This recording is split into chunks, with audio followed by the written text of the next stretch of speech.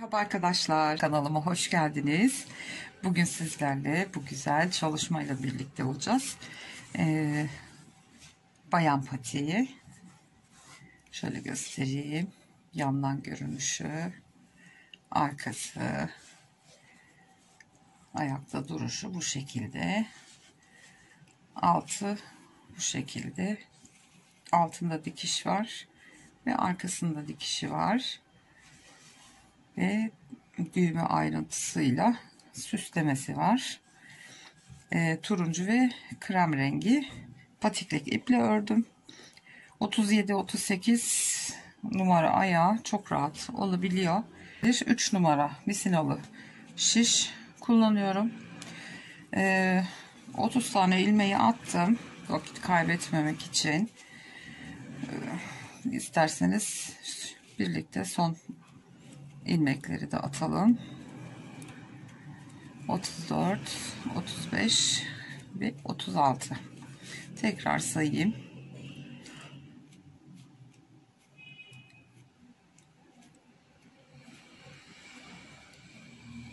36. Evet, buradan bağlıyorum. Ben şimdi böyle boynumda attığım için ilmekleri benim düzüm burası oluyor. İpliğin sağ tarafta olduğu yer. Elde atmış olsaydım ip sol tarafta olacaktı ve örgünün tersi olacaktı. Siz ona göre elinizi ayarlarsanız iyi olur.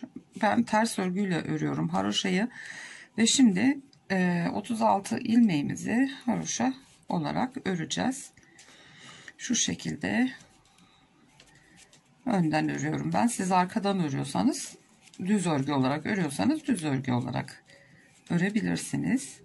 Bu şekilde ters örgü olarak örüyorum haroşalarımı. Dediğim gibi düz örgü örenler düz olarak başlayabilir. Örgünün ön yüzünden başlayacağız. Eğer sizin bu kısım tersse bir sıra örüp ön yüze gelip öyle haroşanıza başlayabilirsiniz. Şimdi modelin yapımı çok basit.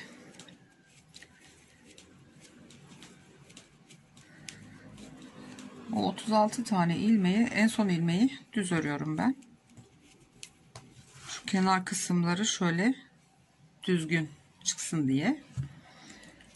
Sıra başında örmüyorum. Sıra sonunda düz örgü olarak örüyorum. Ve arka yüzünden tekrar ters örüyorum. Yani haroşalarımızı öreceğiz bu şekilde. Her yüzde de, önde de arkada da hep ters örgü. Düz örgü örenler düz örgü olarak örecekler. Şimdi şu kısımdayız. Şöyle şu yan kısımdayız. 36 ilmeğimizi toplamda 27 diş haroşa olana kadar öreceğiz. Ben 27 haroşa dişi sırası ördüm. Şimdi bu yanda kalan kısmı örmüş olduk.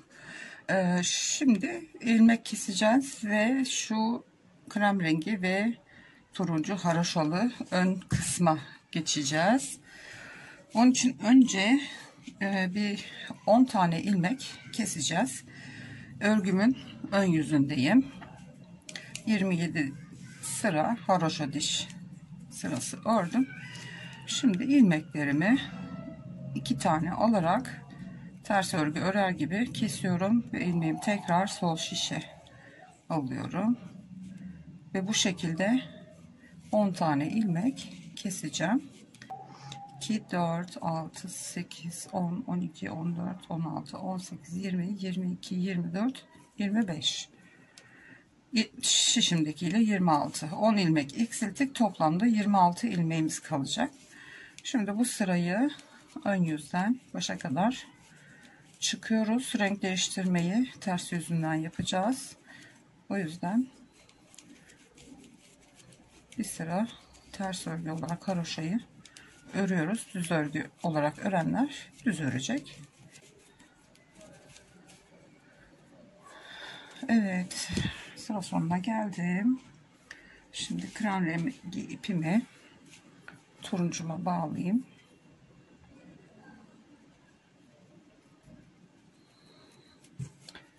Şimdi turuncuyla krem rengiyle öreceğiz.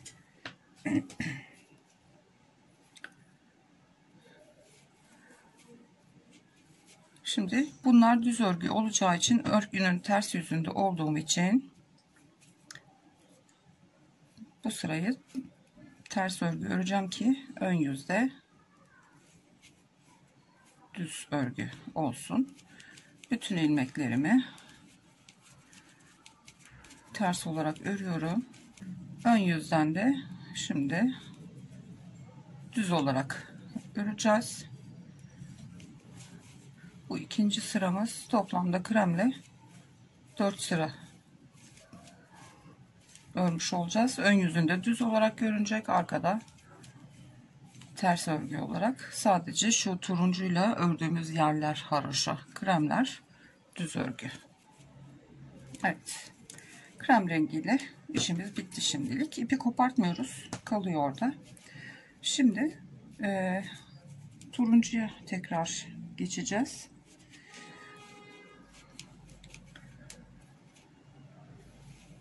Onu da şimdi ben ters örgü ördüğüm için arka yüzde ters öreceğim. Haroşa önde olacak. Şimdi bir sıra sonuna kadar ters örüyorum.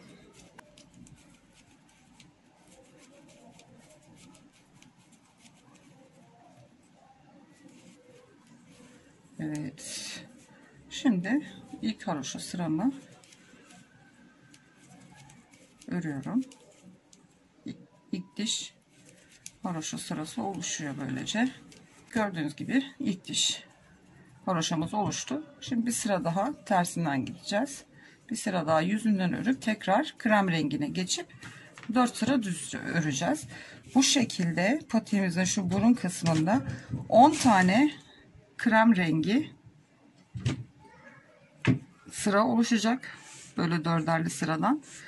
9 tane de turuncu ile haroşa dilimi oluşacak. En son kremle bitiriyoruz 10. sırayı. Ondan sonra tekrar diğer yan tarafını öreceğiz. Ben şimdi bu önündeki renkli yeri ördüm, bitirdim. Şöyle söyleyeyim: 1 2 3 4 5 6 7 8 9 10 sıra krem rengiyle örüldü. 10 sıra krem rengimiz var ve 9 sırada şu turuncu haroşalı olan bölümler var. Şimdi patiğimizin bu kısmı bitti. Diğer yan tarafını öreceğiz şimdi. Krem rengi ipliğimi kestim, turuncuya bağladım. Şimdi diğer yanındaki şu haroşalı bölümü öreceğiz. Şimdi örgümüzün arka sırasında 4 sıram son krem bitti. Şöyle göstereyim. Son sırayı bitirdik. Örgümüzün ters yüzündeyiz. Şimdi bu sırayı başa kadar ters örgü olarak turuncuyla örüyoruz.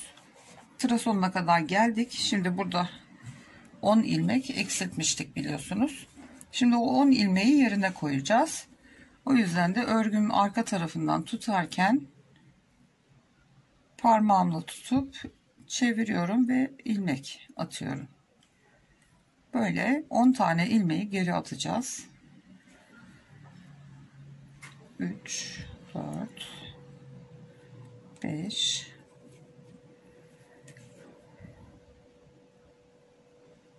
6 7 8 9 ve 10. Evet, 10 ilmeğimizi attıktan sonra şimdi tekrar 36 ilmeğimiz oldu ve bu ilmekleri şimdi hepsini haroşa örgü olarak devam edeceğiz. Düz örenler düzden, benim gibi ters örenler de artık hep tersten örecek ve 27 diş haroşamızı yapacağız. Şimdi burayı birazcık sıkı tutmaya çalışıyorum, çok gevşemesin diye. Yeni ilmek attığımız için.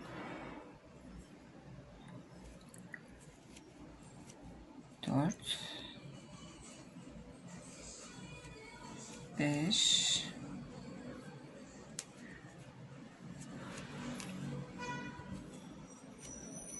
6, 7, göremedim.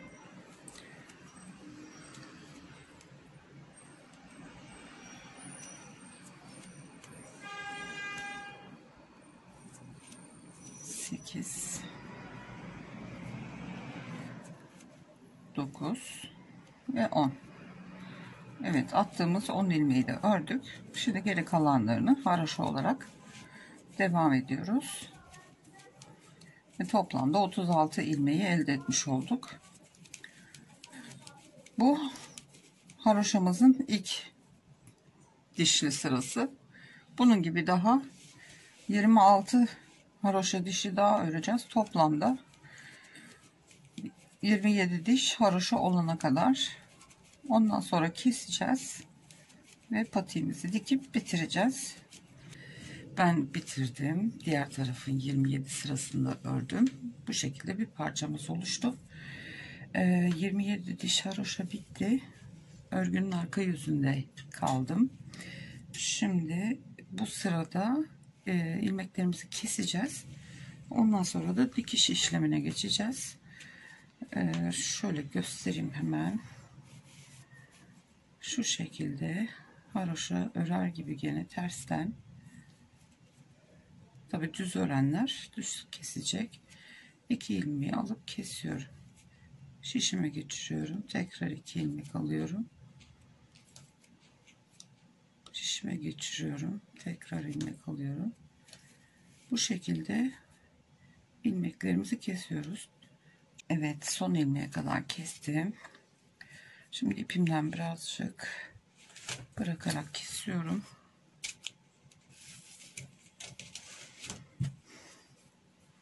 Ve şu ilmeğimin içinden geçirip sıkıladım. Şimdi şu şekilde bir parçamız oluştu.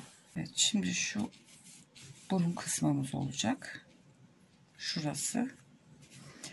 Oraya şimdi şu büzdüğümüz kısmı yapacağız.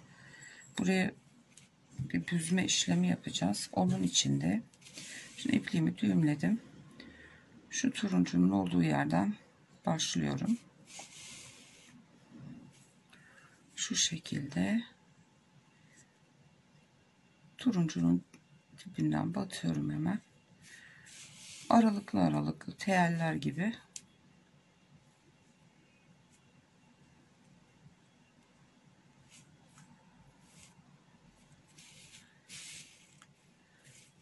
Bu şekilde.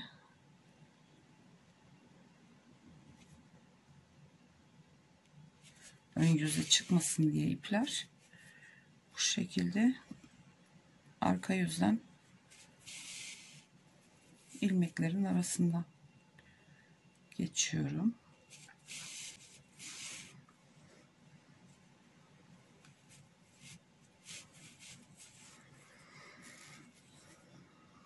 Evet, en son kez şuradan bitiş noktasından. Şimdi bunu tamamıyla büzeceğiz.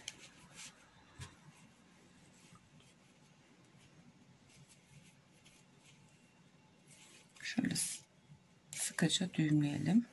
Şu şekilde büzülmesi gerekiyor.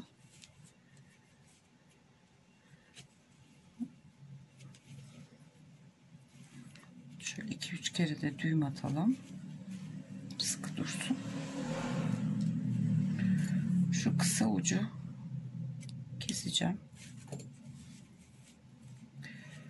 Şimdi burada bir açıklık var gördüğünüz gibi. Onu kapatmamız lazım. Şimdi iğnem altta. Onu şöyle şuradan çıkartıyorum yukarı.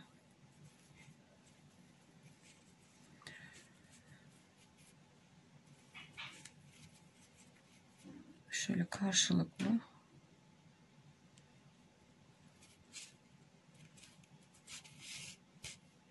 turunculardan kapatacağım.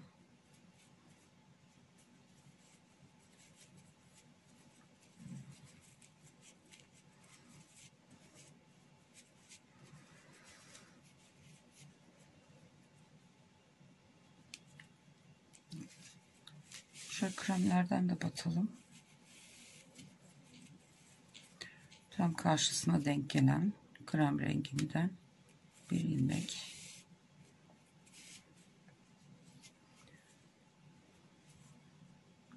Turuncudan, bir turunculardan, bir kremlerden karşılıklı bu şekilde kapatalım dikişlerimizi. Sıra başlarındaki birer ilmekleri alarak hepsini birlikte, sadece turunculardan alıyorum.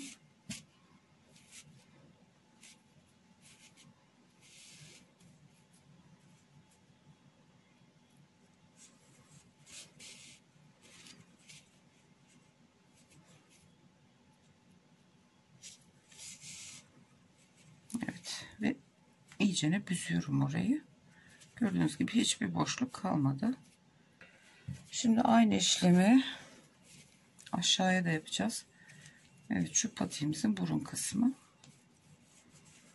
şu şekilde. Şimdi aynı işlemi buraya da yapacağız. Ama burada o kadar fazla büzme yapmayacağız. Yine aynı şekilde sıra başlarından diğer taraftan turuncuların olduğu sıranın başından bir sonun görünmesin diye ilmeklerimizi alıyoruz. Şimdi iki ipimizin ucunu tutalım.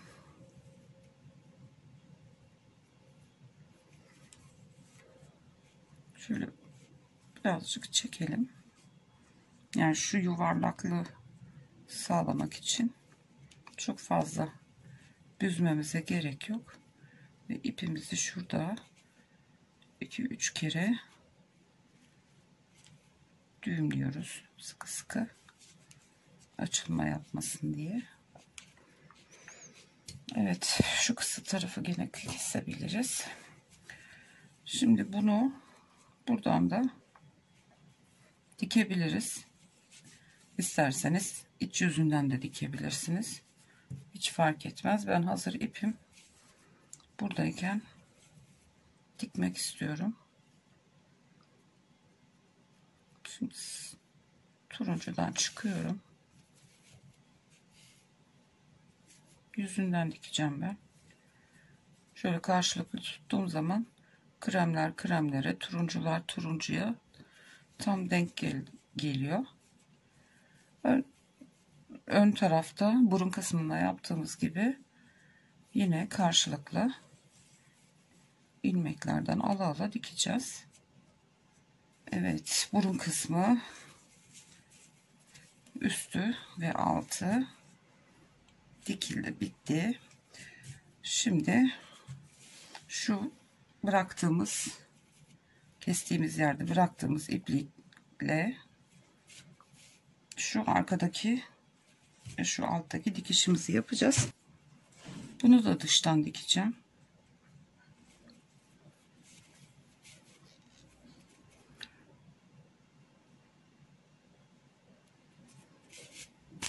Şuradan çıkalım. Şöyle karşılıklı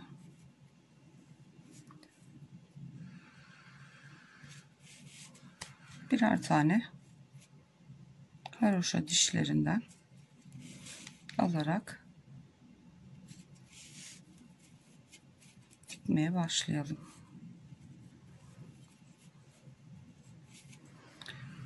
Şöyle yakından göstereyim. Şu haroşa dişlerinden batıp karşılıklı bir şekilde bir o taraftan, bir sağdan, bir soldan batarak bu şekilde şu tepe kısma kadar dikelim. Evet, karşılıklı diktik. Bakın pek fazla belli olmayan bir dikiş oluyor. Şimdi aynı şekilde alt tabanı şu birleştirdiğimiz yere kadar da aynı şekilde karşılıklı haroşalardan alarak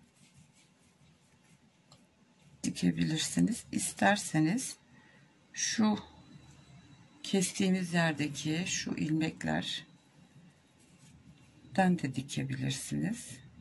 İçteki ilmeklerden alarak karşılıklı içe bakan taraftakilerden karşılıklı alarak da dikebilirsiniz. Gördüğünüz gibi şöyle bir çizgi ayrıntısı oluyor bu şekilde diktiğimizde. Çok da güzel duruyor. Evet, başlangıç yerine kadar diktim. Şimdi iğnemi içeriye alıyorum.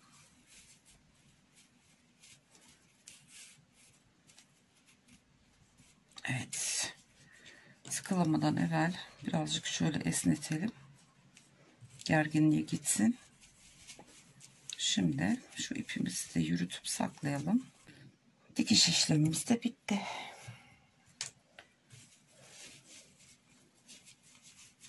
Gördüğünüz gibi böyle bir şekil oldu. Dilediğiniz şekilde aksesuarını yapabilirsiniz. Bakın ne kadar temiz dikiş duruyor dışa kıvrıldığı zaman. Bu şekilde kıvıracağız. Evet, şimdi şuraya, hani buradaki dikiş görüntüsünü kapatmak için amaç. Onu da diğer ayağımıza giydirelim hemen. Küçük gibi duruyor ama çok esnek bir model bu. O yüzden hiç korkmayın, ufak mı oldu acaba diye. Umarım hoşunuza gitmiştir. Umarım severek örersiniz. Tek renk de yapabilirsiniz dediğim gibi. Süslemeleri, rengi tamamen zevkinize bağlı.